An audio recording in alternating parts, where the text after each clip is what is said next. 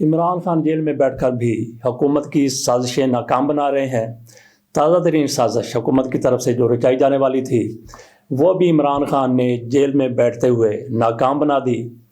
ایک طریقہ کار ہے، ایک ضابطہ ہے، ایک اصول ہے، قانون نہیں ہے، آئین نہیں ہے، لیکن چارٹر آف ڈیموکریسی میں جو مسلم لیگ نون اور پیپلز پارٹی کے مابین ہوا تھا، میثاق جمہوریت جس کو کہتے ہیں، اس کے تحت یہ طے پایا تھا کہ آئندہ جب بھی ہماری حکومت آئے گی پیپلز پارٹی کی یا مسلم لیگ نون کی، ان دنوں یہی ہوتا تھا کہ باری لگی ہوئی تھی مسلم لیگ نون کی اور پیپلز پارٹی کی۔ ان کو یہ پتہ ہی نہیں تھا، اندازہ ہی نہیں تھا کہ ایسا موقع بھی آ سکتا ہے کہ کوئی اور پارٹی بھی اقتدار میں آ سکتی ہے۔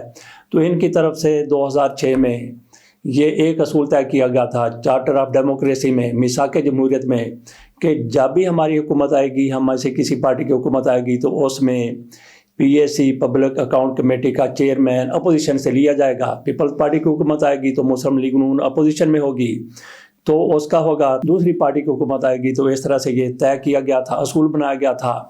یہ چارٹر آف ڈیموکریسی میں تھا۔ اب عمران خان اپوزیشن میں آ گئے، مسلم لیگ نون پیپلز پارٹی دونوں اقتدار میں ہیں، تو پی اے سی پبلک اکاؤنٹ کمیٹی کے چیئرمین کا معاملہ آیا تو تحریک انصاف کی طرف سے شیر افضل مربت کا نام دیا گیا، لیکن شیر افضل مربت سے مسلم لیگ نون زیادہ، پیپلز پارٹی کم خوفزدہ ہے۔ تو کہا گیا کہ یہ کوئی آئین نہیں ہے، یہ کوئی قانون نہیں ہے۔ بہرحال یہ ایک چارٹر آف ڈیموکریسی میں طے کیا گیا تھا جو آئین نہیں ہے، قانون نہیں ہے، لہٰذا شیر افضل مربت کو پی اے سی کا چیئرمین نہیں بنایا جائے گا۔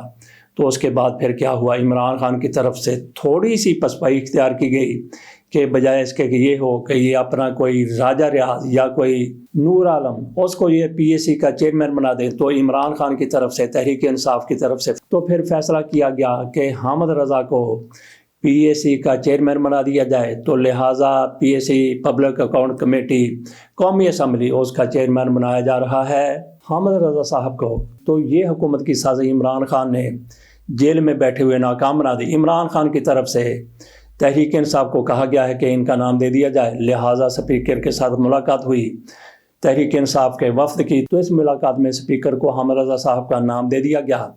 یہ معاملہ طے ہو گیا، لیکن ادھر الیکشن کمیشن ایک بار پھر اپنی پوچھل پر کھڑا ہو گیا ہے۔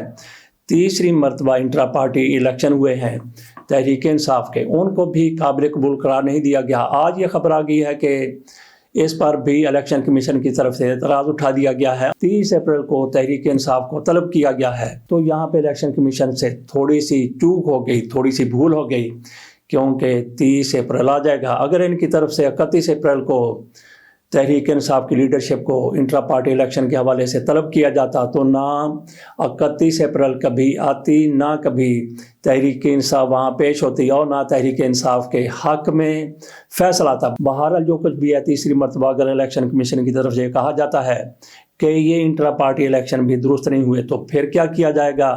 بہرحال ایک بار پھر الیکشن ہوں گے، اس پر بھی ہو سکتا ہے اعتراض ہو، لیکن بالآخر یہ ہونا ہی ہے کہ تحریک انصاف کے انٹرا پارٹی الیکشن کو بالآخر تسلیم کر ہی لیا جائے گا۔ ہم نے کہا تھا کہ یہ جو انٹرا پارٹی الیکشن ہو رہے ہیں، ان میں بھی الیکشن کمیشن کی طرف سے کوئی نہ کوئی اڑنگی ڈالی جائے گی، اس لیے بہتر ہے کہ تحریک انصاف الیکشن کمیشن کی نمائندگی وہاں پہ یقینی بنا لے۔ ان کو کہا جائے کہ آ جائیں، سپروائز کریں، دیکھ لیں جو کچھ بھی آپ نے، جس طرح سے آپ چاہتے ہیں اسی طرح سے ہم الیکشن کروانے کے لیے تیار ہیں۔ مجھے تو یہ لگتا ہے کہ بالآخر ایسا ہی ہوگا کہ الیکشن کمیشن ایک بار، دوسری بار، تیسری بار، چوتھی بار، ہو سکتا ہے 10ویں بار بھی تحریک انصاف کے انٹرا پارٹی الیکشن کو مسترد کر دے، تو پھر اس کے بعد یہی ہوگا کہ الیکشن کمیشن کا وہاں پہ نمائندہ جائے، وہی اسی کی نگرانی میں انتخابات کروا لیے جائیں جو الیکشن کمیشن کو قبول ہو سکتے ہیں۔ ادھر جنرل باجوہ صاحب کی طرف سے جس طرح سے قسم کھائی گئی تھی، انہوں نے محمد مالک اور مجیب الرحمان شامی صاحب کو کسی تقریب میں ان کے ہاتھ میں قرآن پکڑا ہوا تھا، انہوں نے اپنے سے ہی یہ بات شروع کی کہ میں نے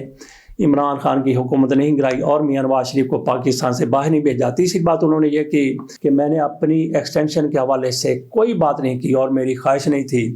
انہوں نے ایک تو وہ قرآن اٹھایا، اللہ بہتر جانتا کہ ان کے ہاتھ میں وہ قرآن تھا یا کوئی جنتری تھی یا کوئی اور کتاب تھی، بہرحال ان کی طرف سے اس کو قرآن کہا گیا تھا تو واقعی اس کو مان لینا چاہیے کہ قرآن ہی ہوگا۔ اور تینوں باتوں پر انہوں نے یہ بھی کہا کہ میں اپنی ماں کی قبر کی قسم کھاتا ہوں، اور ساتھ انہوں نے کہا کہ اگر میں جھوٹ بولوں تو قیامت کے روز مجھے نبی اکرم صلی اللہ علیہ وسلم کی شفاعت نصیب نہ ہو۔ یہ 3 باتیں انہوں نے جنرل باجوہ صاحب کی طرف سے کی گئیں۔ اس کے بعد سے ایک طوفان اٹھا ہوا ہے ان کے خلاف، ایک کے بعد دوسری گواہی آ رہی ہے کہ جنرل باجوہ صاحب جھوٹ بول رہے ہیں، بالکل جھوٹ بول رہے ہیں۔ ان میں سے عمر زبیر کی طرف سے کہا گیا کہ جنرل باجوہ صاحب تو اپنی مدت ملازمت کے آخری روز بھی کوشش کرتے رہے کہ مجھے ایکسٹینشن مل جائے، اور اس کے ساتھ ساتھ عرفان صدیقی صاحب کی طرف سے اب یہ کہا گیا، انہوں نے کہا کہ جنرل باجوہ نے کہا تھا کہ اگر مجھے ایکسٹینشن نہیں دی جاتی تو پھر مارشاء اللہ لگ سکتا ہے۔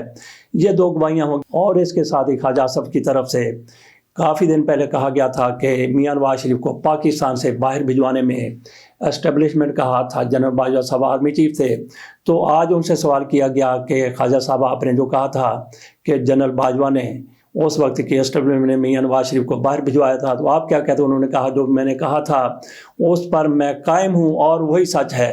تو اس طرح سے جنرل باجوہ صاحب جس طرح سے قسم کھائی تھی، تو جنرل باجوہ صاحب کی وہ قسم جھوٹ پر تھی یا سچ پر تھی؟ تو کچھ لوگ کہتے ہیں جنرل باجوہ نے جھوٹی قسم کھائی تھی، تو جھوٹی قسم نہیں ہو سکتی، میں اس سے بالکل گریز کرتا ہوں۔ جھوٹی قسم نہیں، بلکہ آپ یہ کہہ سکتے ہیں کہ جھوٹ پر قسم کھائی یا سچ پر قسم کھائی۔ جھوٹی قسم یہ تو بالکل ہی غلط ہے۔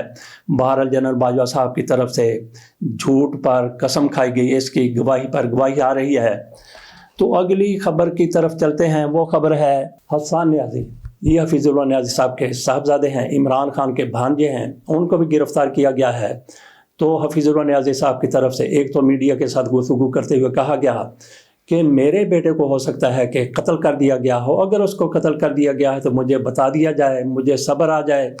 اس کے ساتھ ہی وہ عدالت میں پیش ہوئے، قاضی جسٹس فائزی صاحب کی عدالت تھی، وہاں بھی انہوں نے ہاتھ جوڑ کے کہا کہ میرے بیٹے کو اگر قتل کر دیا گیا ہے تو مجھے بتا دیا جائے۔ اس سے اندازہ کیا جا سکتا ہے کہ ایک باپ کتنا زیادہ بے بس ہے، اور قاضی فائزی صاحب ہو سکتا ہے کہ ان سے بھی زیادہ بے بس ہوں، بے حس بھی ہوں۔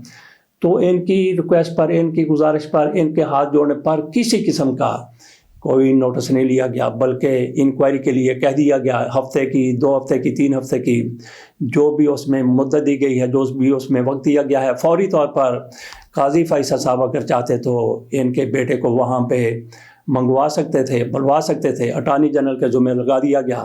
دیکھتے ہیں کہ اٹارنی جنرل کا اس پر عمل کرتے ہیں یا نہیں کرتے۔ ایک تو عباد فاروق کے بارے میں بھی، دوسرا عباد فاروق کے بارے میں بھی یہی کچھ کہا گیا ہے۔ ان کے بھائی شہزاد فاروق بھی کہتے ہیں کہ ہمارے بھائی کو شاید قتل کر دیا گیا ہے۔ ایک طرف حفیظ اللہ نیازی صاحب اپنے بیٹے کی زندگی کے حوالے سے بات کر رہے ہیں، اور دوسری طرف عباد فاروق جن کے والد فوت ہو چکے ہیں، ان کی ماں، ان کی والدہ، وہ بھی ایسی بات کر رہی ہیں کہ میرے بیٹے کے بارے میں بتایا جائے۔ تو اس دنیا میں تو ان کی شاید سنوائی کے لیے، ان کی بات سننے کے لیے کوئی تیار نہیں ہے، لیکن ایسے لوگوں کی فریاد پھر عرش تک جاتی ہے۔ عرش سے جب ٹکراتی ہے تو پھر عرش والے کے فیصلے ہوتے ہیں کہ وہ کیا فیصلے کرتے ہیں۔ آخر میں ایک اور خبر کی طرف چلتے ہیں کہ بگڑے ہوئے امیر زادوں کی بگڑی ہوئی اولاد ایک دوسرے کے ساتھ لڑ پڑی، بلکہ ایک کی طرف سے دوسرے پر اس لیے حملہ کر دیا گیا کہ اس نے اپنی گرل فرینڈ کے لیے برگر منگایا تھا، تو اس کے دوست نے وہاں پہ، اس کا دوست بھی موجود تھا، اس کے دوست نے، یہ دونوں دوسرے کمرے میں چلے گئے۔ یہ نوجوان اور اس کی گرل فرینڈ جب واپس آئے، برگر کا آرڈر دیا گیا تھا، برگر آ گیا، اس میں سے آدھا اس کے دوست نے کھا لیا، تو اس پر طیش میں آ کر اس نے اپنے دوست کو قتل کر دیا۔ اس خبر کی تھوڑی سی تفصیل میں آپ کے سامنے رکھتا ہوں، جس سے صورتحال بالکل واضح ہو جائے گی کہ کیا ہوا، کب ہوا، کیسے ہوا۔ جنگ میں شائع ہونے والی خبر کی تفصیل کو یوں ہے کہ گرل فرینڈ کا برگر کھانے پر دوست نے دوست کو قتل کر دیا۔ کراچی کے علاقے ڈیفینس میں جج کے بیٹے کے قتل کیس کی تفتیش مکمل کر لی گئی ہے۔ یہ جج کا بیٹا ہے جو قتل ہو گیا تھا، جس کا مرڈر کیا گیا ہے۔ تفتیشی افسر کی رپورٹ کے مطابق ڈیفینس فیز 5 میں 8 فروری کو معزز جج کے بیٹے علی کیریو کے قتل کیس میں ایس ایس پی نذیر میر بہر کے بیٹے دانیال کو گرفتار کیا گیا ہے۔ رپورٹ کے مطابق دانیال نے 8 فروری کو اپنی گرل فرینڈ شازیہ کو گھر بلایا تھا، جبکہ گھر میں اس کا دوست علی کیریو اور بھائی احمر بھی موجود تھے۔ رپورٹ کے مطابق ملزم دانیال شازیہ کو علیحدہ کمرے میں لے گیا اور اس کے لیے 2 برگر آرڈر کیے۔ آرڈر آیا تو مقتول علی کیریو نے اس میں سے 1 برگر آدھا کھا لیا۔ دوست کی اس حرکت پر دانیال آپے سے باہر ہو گیا اور گارڈ کی رائفل لے آیا۔ بھائی کی مداخلت کے باوجود اس کا غصہ ٹھنڈا نہیں ہوا اور اس نے गोली चला दी। रिपोर्ट के मुताबिक फायरिंग से अली किरियो जख्मी हुआ और अस्पताल जाते हुए दम तोड़ गया।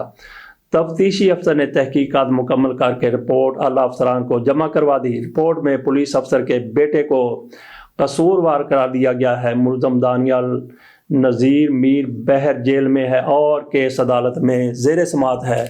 तो नाजरीन, ये थी बड़े लोगों की बिगड़ी हुई औलाद की एक कहानी, जिसमें एक जज के बेटे को एक पुलिस अफसर के बेटे ने महज इसलिए अपने गर्लफ्रेंड के लिए मंगवाया गया बर्गर आधा खाने पर हलाक कर दिया था, कत्ल कर दिया था, उसका मर्डर कर दिया था। देखते हैं कि इससे क्या निकलता है। अगली वीडियो में हम आपके सामने रखेंगे कि वो बिल्कुल शनाख्त हो गई है। जिस औरत ने मोटरवे पुलिस के एहलकार पर गाड़ी चढ़ा दी थी, वो शदीद जख्मी हो गया था और उसके बाद ये खातून अपनी गाड़ी भगा कर ले गई थी। इस पर हम अगले व्लॉग में मुकम्मल तौर पर रोशनी डालेंगे। ये खातून, इसका नाम बताया जाता है कि फरा है और उनके खामन कभी खामद रह चुके हैं अमर मतीन साहब। और इस खातून को किस तरह से आईजी साहब का नाम आता है, साबिक आईजी अमाम साहब, उनके कहने पर इस खातून को छोड़ा गया था और ये खातून पाकिस्तान से बाहर जा चुकी हैं। इस पर अगले व्लॉग में बात करेंगे। इजाज़त दीजिए, अल्लाह हाफिज़।